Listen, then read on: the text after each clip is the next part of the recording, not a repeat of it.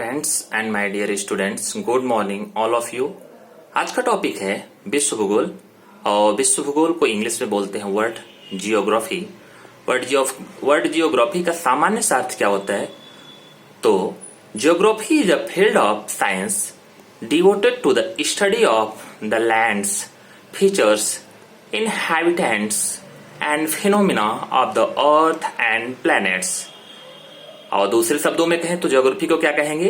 तो geography has been called the world discipline and the bridge between the human and the physical sciences. आज का हमारा जो topic है, और टॉपिक हमारा है आज का टॉपिक अफ्रीका महाद्वीप। और यह जीके और जीएस दोनों के अंतर्गत बहुत महत्वपूर्ण टॉपिक है। यह IAS, PCS, SSC, group C, LT के अंतर्गत जो जीएस का टॉपिक है उसके अंतर्गत, इस टॉपिक के अंतर्गत सामान्य अध्ययन की चीजें कवर की जाती हैं। यह topic by BK Mishra sir के द्वारा कराया जा रहा है। अवाद दिनांक 24/4/2020। तो आज का हम टॉपिक देखेंगे अफ्रीका महाद्वीप। सबसे पहले हम अफ्रीका महाद्वीप का सामान्य परिचय लेंगे, फिर अफ्रीका महाद्वीप को हम डिटेल से समझेंगे। ठीक है मित्रों, ठीक है।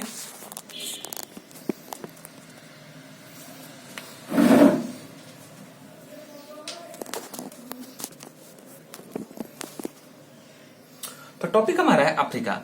सबसे पहला जो क्वेश्चन आता है अफ्रीका महाद्वीप में, पहला आता है कि अफ्रीका महाद्वीप क्या है? तो कहते हैं जो पूरा अफ्रीका महाद्वीप है, अफ्रीका महाद्वीप आप देख रहे होंगे यहां से लेकर यह जो पूरा डायग्राम आप देख रहे होंगे, यह है आपका अफ्रीका महाद्वीप।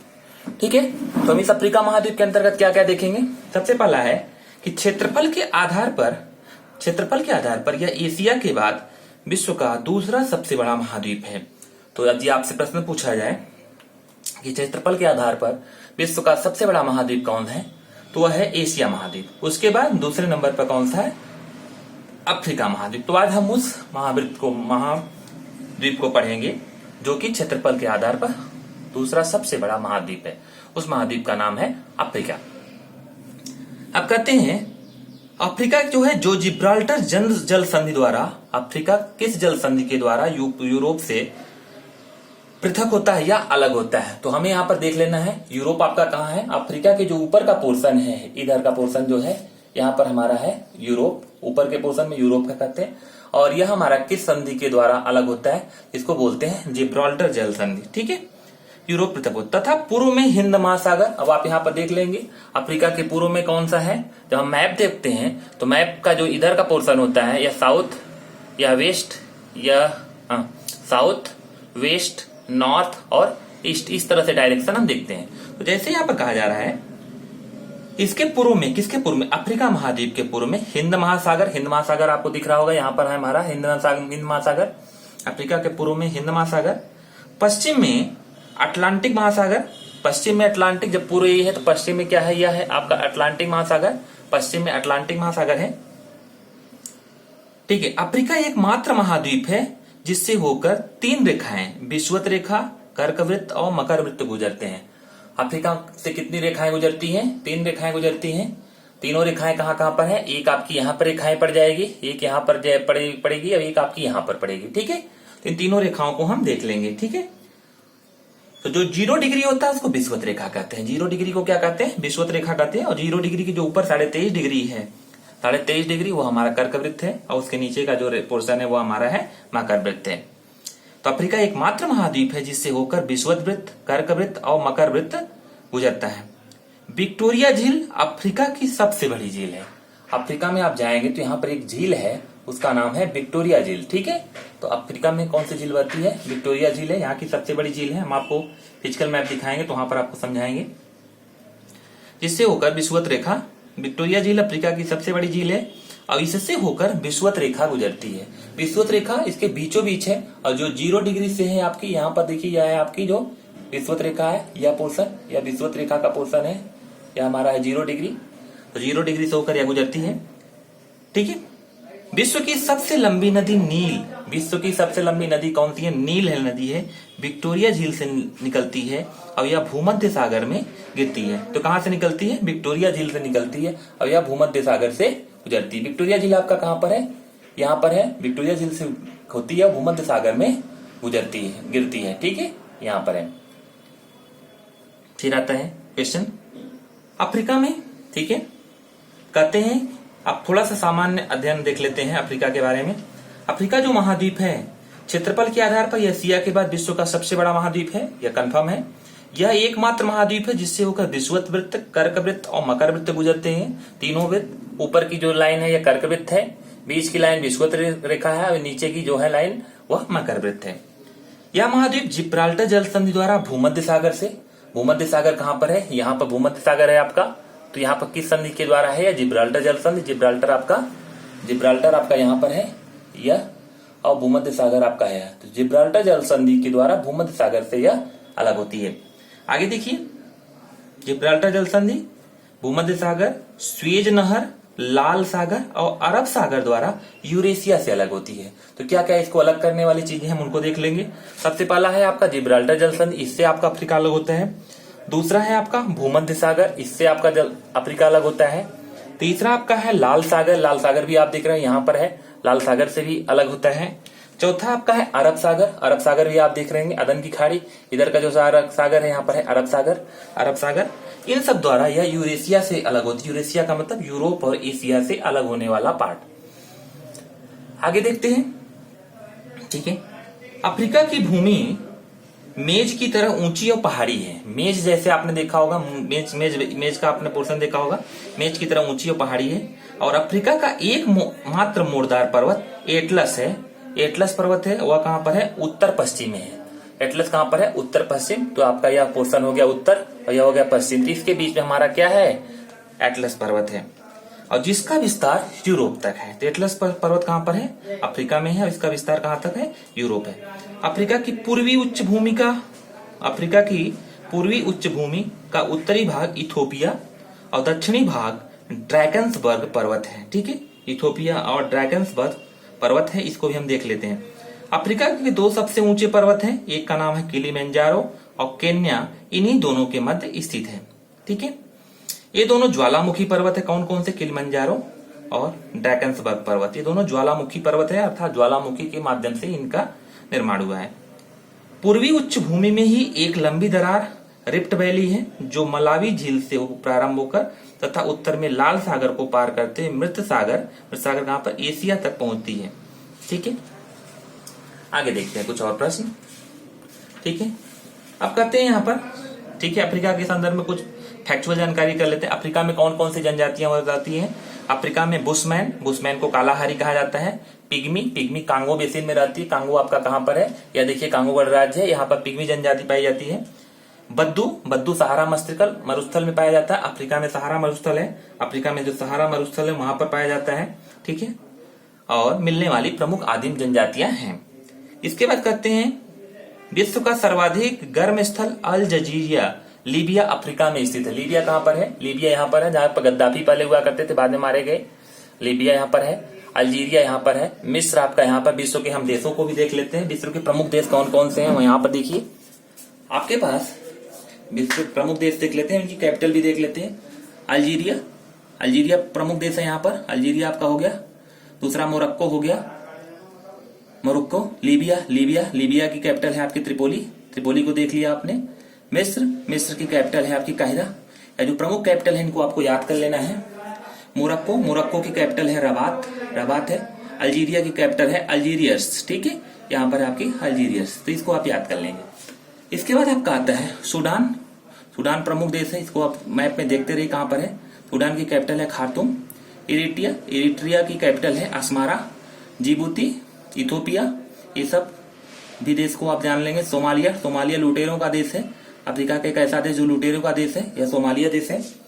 उसके बाद आपका देश आता है केन्या की, जो वहां की बंगाली मिठाई हुआ करती थी, अब कैपिटल है यहाँ की नैरोबी।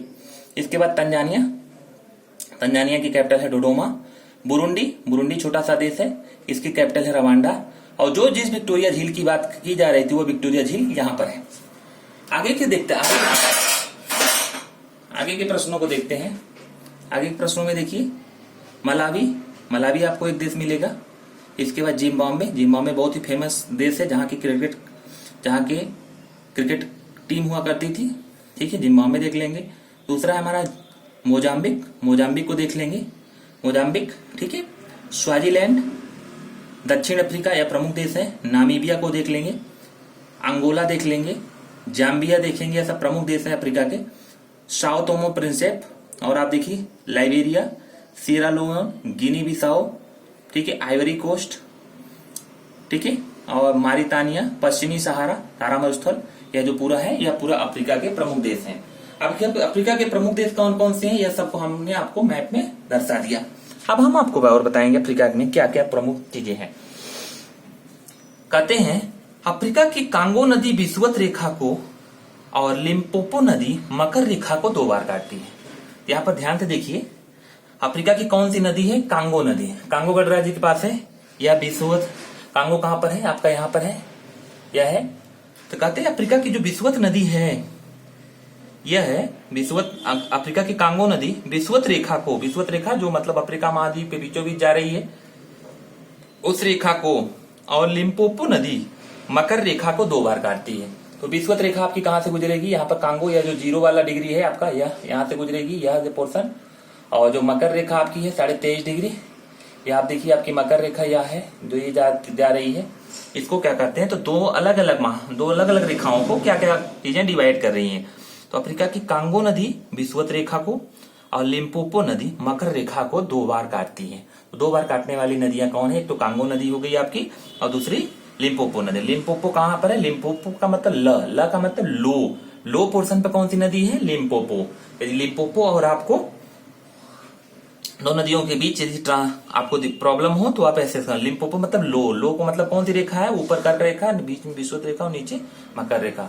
तो मकर रेखा जो लो पर पोर्शन पर है, तो यहाँ पर हमारी लिम्पोपो नदी चल दी जाती है अफ्रीका की, और यह नदी इसको 2 बार काटती है मकर रेखा को। ठीक है, अगला देखते हैं। अफ्रीका का ट्रांसवाल क्षेत्र जेब्रा और जिराफ के मैदानों के लिए विख्यात है। ट्रांसवाल क्षेत्र, जेब्रा और जिराफ, ये 2 जानवर हैं, इसके लिए अफ्रीका का कौन सा क्षेत्र विख्यात है? ट्रांसवाल क्षेत्र। ठीक है, इसके बाद आता है अफ्रीका के उष्ण घास के मैदान को सवाना, उष्ण घास के मैदान, उष्ण माने गर्म घास के मैदान को सवाना, तथा शीतोष्ण घास के मैदान को वेल्ड कहलाते हैं। ये देखिए बहुत इंपॉर्टेंट प्रश्न है, अफ्रीका के घास के मैदानों को क्या कहा जाता है? अब उष्ण है, ठीक है, उष्ण में सवाना, ठीक है, सवाना घास का मैदान, और शीतोष्ण को वेल्ड कहते हैं। अफ्रीका का सबसे लंबा रेल मार्ग कौन सा है? कहते हैं केप काहिरा रेल मार्ग है। ठीक है, अब देखिए यहां पर है विश्व में सबसे अधिक तापमान 58 डिग्री सेंटीग्रेड लीबिया के अल जजीरिया नामक स्थान पर स्थित है, और विषुवत रेखा के निकट वर्ष भर भारी वर्षा होती है, जिससे जलवायु उष्णार्द्र बनी रहती है यहाँ पर। ठीक है, आगे देखिए कुछ और चीजें हैं। मिस्र में कौन सी है? स्वेज नहर है। अफ्रीका, मिस्र आप देख रहे होंगे, मिस्र यहाँ पर है आपका। मिस्र में कौन सी नदी बहती है? मिस्र में कौन सा नहर है? स्वेज नहर। लाल सागर है आपका, और पहले स्वेज नहर नहीं खुली हुई थी, तो यूरोप के जो यात्री थे अंग्रेजों को यहाँ से यहाँ होते हुए गुजरते हुए इंडिया आना पड़ता था। जब से स्वेज नहर खुली है तब से उनको आने में यहाँ से आसानी हो जाती है। तो कहते हैं मिस्र में स्वेज नहर है जो लाल सागर को भूमध्य सागर से मिलाती है, और इस नहर का निर्माण 1869 ईस्वी में हुआ था। ध्यान देने वाली बात है, 1869 में 2 प्रमुख घटनाएं घटी हुई हैं, एक विश्व में और एक भारत में। पहली घटना क्या है? 1869 ईस्वी में स्वेज नहर का निर्माण हुआ है, और दूसरा 1869 ईस्वी में भारत में 2 अक्टूबर 1869 को महात्मा गांधी का जन्म हुआ है। और वही 1969 में आप देखिए 3 घटनाओं को आप कोरिलेट करके याद कर लेंगे। वही 1969 में क्या हुआ है? आपकी 14 बैंकों का राष्ट्रीयकरण हुआ था। अब और देखिए कुछ चीजें देख लेते हैं। मिस्र नहर स्वेज नहर है, मिस्र में स्वेज नहर है जो लाल सागर को भूमध्य सागर से मिलाती है, और इस नहर का निर्माण 1869 ईस्वी में किया गया, जिसके कारण यूरोप से भारत आने में 7000 किलोमीटर दूरी की बचत होती है, और इसकी लंबाई 168 किलोमीटर है। मिस्र द्वारा 1956 ईस्वी में इस नहर का राष्ट्रीयकरण किया गया, और स्वेज नहर के दक्षिण छोर पर पोर्ट स्वेज और उत्तरी छोर पर पोर्ट सईद पत्तन है। तो 2 पत्तनों के बारे में जिक्र हुआ है, दक्षिणी छोर पर पोर्ट स्वेज और उत्तरी छोर पर पोर्ट सईद पत्तन है। अफ्रीका के कालाहारी मरुस्थल में शुतुरमुर्ग नामक चिड़िया मिलती है। शुतुरमुर्ग वाली नामक चिड़िया कहाँ मिलती है? अफ्रीका में मिलती है, और अफ्रीका में कहाँ पर मिलती है? कालाहारी मरुस्थल में, कहते हैं अफ्रीका में। ठीक है, और भी चीजें हम देख लेते हैं। अफ्रीका बहुत बड़ा महाद्वीप है, तो आगे हम और भी इनमें करेंगे, थोड़ी थोड़ी और भी जानकारी प्राप्त कर लेते हैं। जैसे नाइजीरिया, अफ्रीका का एक देश है नाइजीरिया। नाइजीरिया आप देख ही रहे होंगे कहां पर है? अफ्रीका में एक देश है नाइजीरिया, यह है आपका नाइजीरिया, जिसकी कैपिटल है अबुजा। तो यह नाइजीरिया रूपी देश को हम देखते हैं। नाइजीरिया के बारे में कुछ फैक्चुअल जानकारी कर लेते हैं। नाइजीरिया को तेल ताड़ का देश तथा नाइजीरिया दक्षिण में गिन्नी की खाड़ी है। नाइजीरिया के सबसे प्रमुख नदी यहाँ की है नाइजर और ताड़ की गिरी यहाँ से प्राप्त होती है। ताड़ की गिरी तेल तथा मूंगफली के निर्यात में नाइजीरिया विश्व में प्रथम स्थान पर प्राप्त होता है। नाइजर नदी पर कैंजी बांध बनाया गया है और महाद्वीप के पश्चिमी देशों में नाइजीरिया ही अकेला कोयला उत्पादक देश है। अब देखते हैं कांगो। कांगो आपका कहां पर है? यह है आपका कांगो। कांगो आप देख ही रहे होंगे, ये जो बीच का पोर्शन है यहाँ पर कांगो आपका देश है यह, ठीक है। तो कांगो क्या है? कांगो के बारे में कुछ फैक्चुअल। कांगो जायरे में अधिकतर लोग बंतु जनजाति के हैं। तो कांगो बंतु जनजाति अफ्रीका के कहां पर पाए जाते हैं? यहाँ पर कांगो में पाए जाते हैं। कांगो का पहले नाम जायरे था और जिस पर बेल्जियम का शासन था। तो कांगो पर किस देश का पहले शासन हुआ करता था? बेल्जियम का शासन था। और जायरे को वन्य प्राणियों की विविधता के कारण एक विशाल चिड़ियाघर कहा जाता है। और मतादी इस देश को एकमात्र पत्तन है। मतादी इसका एकमात्र। मिस्र के बारे में थोड़ा जान लेते हैं। मिस्र क्या है? तो कहते हैं सहारा मरुभूमि का इसे उद्यान कहा जाता है और विश्व की सबसे लंबी नदी यहीं से गुजरती है।